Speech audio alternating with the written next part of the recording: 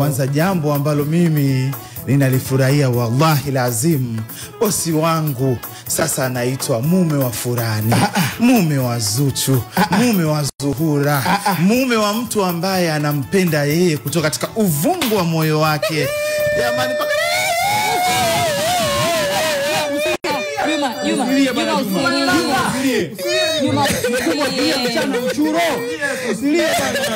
machozi ya furaha hayo. Pole bana Juma. Kazi ndo wanaume umekuwa sana kikaze mtoto wa kiume mbona kama wewe. Dunia ndo hayo Juma. Dunia ndo hayo usilie. Machozi ya furaha hayo ama machozi ya nini? Unahangaika muda mrefu. Juma basi. Nyamaza. Juma usilie.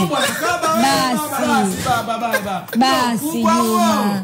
Mashallah. Ukisikia mtu amekuwa ndo hivyo, Mungu ni mengi. Utamkosa chamani. Kabisa. Unalia utamkosa vijiweni. Lazima utulie, utungamane. Mtoto wa kiume wewe, jikaze baba. Ndio utu uzima huo. Juma. Alimfiki mbuzi zaidi ya mwanadamu. Na alishakufika baba. Basi baba Juma basi. Basi baba jikaze. Ndo wanaume huo. Mambi msubiri. Juma kinachokuuliza nini? Unamkosa bosi wetu chamani. Utamkumbuka kwa video za kahawa. Unalia kwamba simu za usiku zitakuwa haziiti. Basi baba jikaze. inalia furaha. Pole sana baba. Pole.